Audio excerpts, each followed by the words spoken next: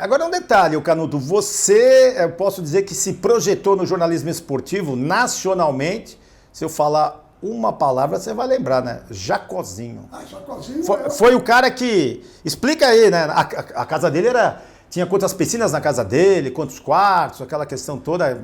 Ganhava bem também, né? A história... Dos 4 pneus, né? Ele ganhou 4 pneus, foi... É bom você ir me lembrando desses detalhes, né? O que acontece é o seguinte, eu já estava começando a marcar, né, no Globo Esporte Nacional, né, com algumas reportagens, com um estilo que eu achava interessante, inovador.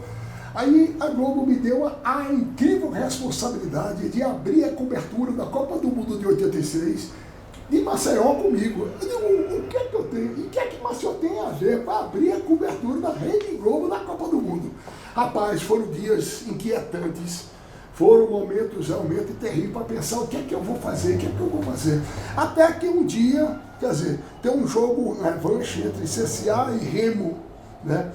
Quando o Jacozinho entrou em campo, deu um salto que quase arrebenta o joelho, assim na bancada de concreto armado lá do estádio Repelé. Diga ele, não posso entender absolutamente nada, né? Por que Jacozinho?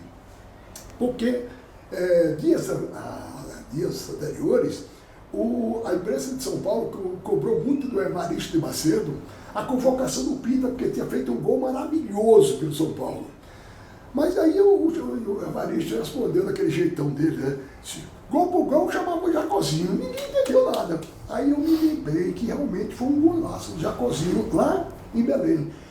Ele recolheu a bola, assim, o cara bateu na barreira, a bola voltou, ele pegou, ele fez, ele passou driblando o jogador. Rapaz, cada drible extraordinário.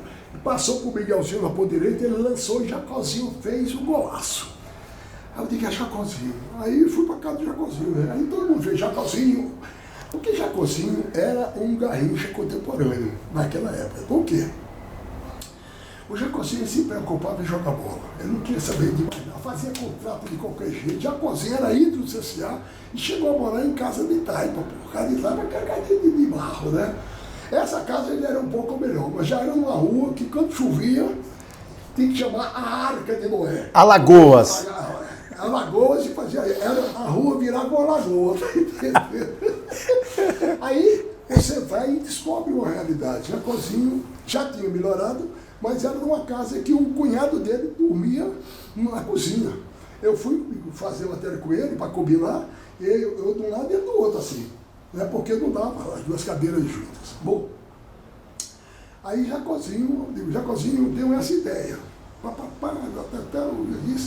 Eu disse, aí ele, e você o que é que acha? Eu disse, Jacozinho, o detalhe é o seguinte, a gente não tem o que perder. Ou a gente fica ridículo, ou então a gente se consagra. Esse é o topo. Aí foi. O resultado foi melhor do que a encomenda. Por quê?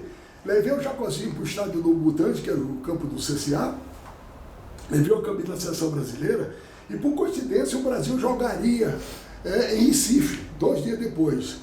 Então aí, eu vou falar a história, Jacozinho ficou nervoso, eu dei a camisa da seleção e disse, seu Avaristo, em vez de ser seu Avaristo, eu disse, pô, como é isso? Avaristo? Fiquei nervoso. Avaristo já foi uma comédia, né?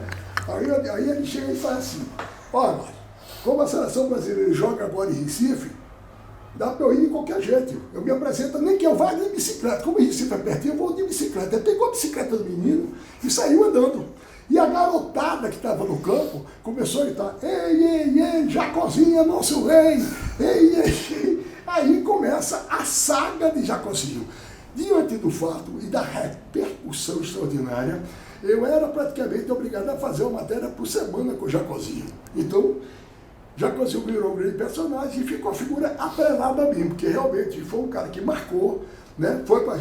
Terminou jogando contra os amigos, ele jogando pelos amigos do Zico, né? Contra o Flamengo, que trazia Zico de volta, né? Da Itália, né? Então, Jacozinho entrou na raça. Zico passou 2 anos revoltado com a Globo e com ele, mas hoje isso foi superado e Zico é tão altruísta que já foi fazer 2 jogos em Maceió, em beneficentes, exatamente junto com o Jacozinho, apoiando iniciativas e campanhas do Jacozinho. E Jacozinho ficou atribulado a mim, tanto de forma que o cara dizia que era dupla sertaneja, né? Jacozinho e Jacozão, o próprio. E o povo gritava no Maracanã. Foi uma loucura, que o Jacozinho. Agora você imagina o seguinte, seleção com todo mundo, com Maradona, com Falcão, com tudinho, sai Falcão e entra Jacozinho. O que é que você acha? Rapaz, aí ele entra e arrebenta com o jogo, porque o Jacozinho não era só folclore não, o Jacozinho era muito bom jogador, só que era um cara que nunca ligou pra nada, entendeu? Nunca ligou pra nada, então o dinheiro dele era pra beber e pra safadeza, entendeu? E pronto, aí ele não tem noção de nada, aí é onde ele diz que eu sou o paizão dele. Porque aí, quando isso aconteceu, eu já tinha 29 anos e era um jogador de muita velocidade, né? E o jogador que chama hoje de beirada, e ele jogava pelos dois lados, pô. Ele chutava bem com a direita, chutava bem com a esquerda, chutava forte, sabia colocar, driblava, era insinuante. Então, virou essa história, Jacozinho virou um grande ídolo e uma figura inesquecível, atrelada à minha própria vida profissional, né? Com um detalhe que você lembrou agora, olha, vê como é que era Jacozinho.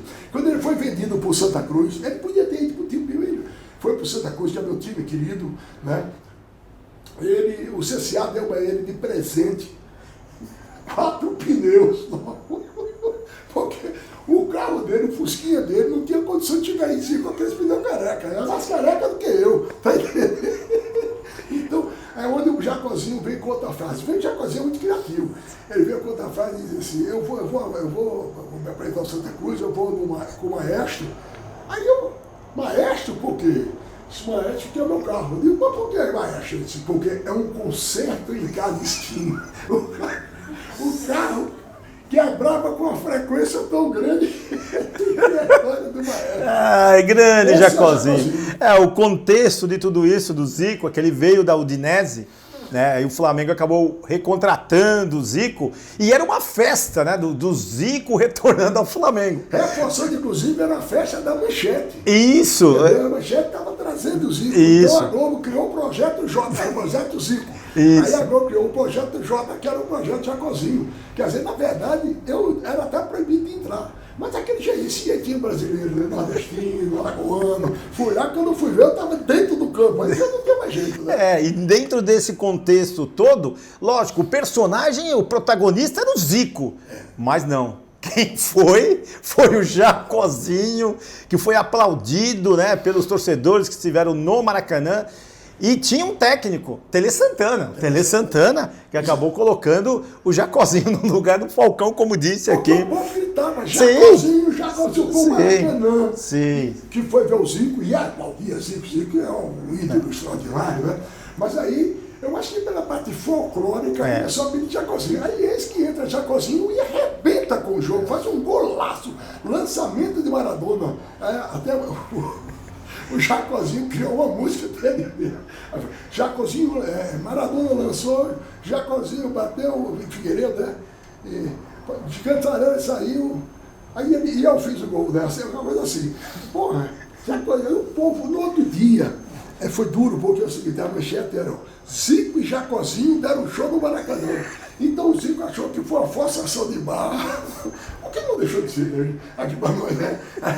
Uma forçação de barra, e que o Jacozinho roubou um pouco do espetáculo e do impacto da volta dele ao Flamengo. Agora, como foi isso, você, funcionário da Globo, o Zico, né? Lógico, a gente sabe que também tinha muita ligação com a TV Globo. Com você, como que foi tudo isso aí? Não, isso foi uma loucura, né? No outro dia, todo mundo só falava da história do Zico e do Jacozinho, né?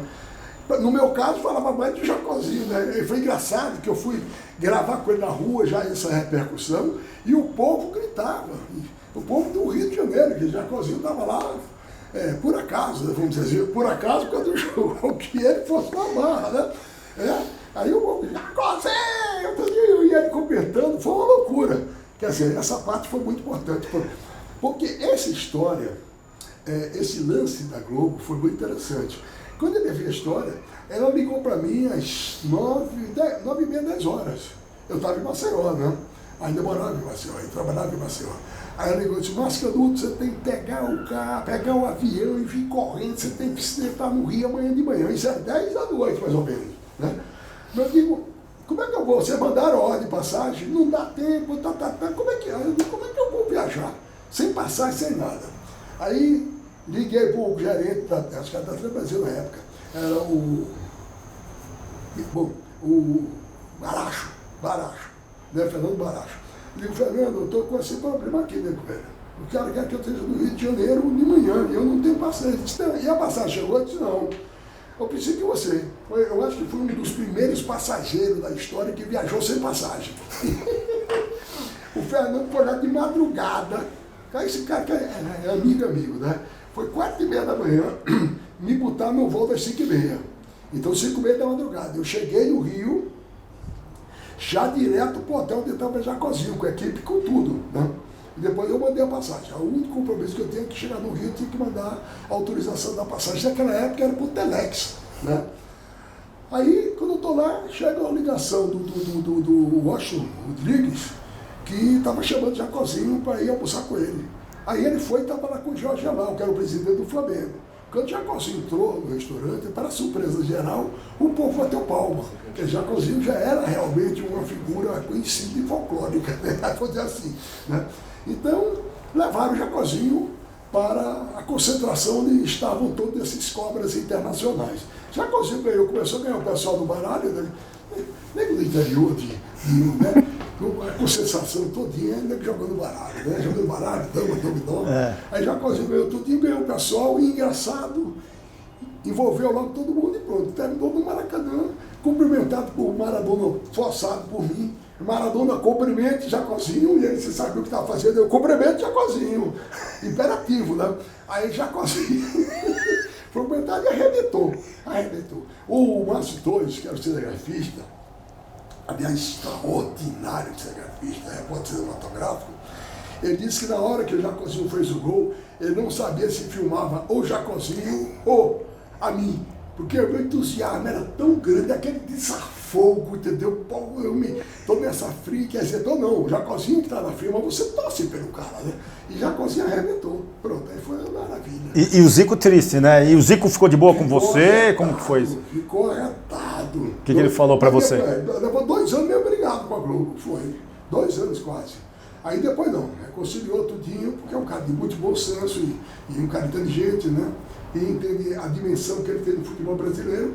Então foi assim que surgiu a saga de Jacozinho, o rei, de, como eu digo, o cara gritando, sem dente, o Maradona do Nordeste!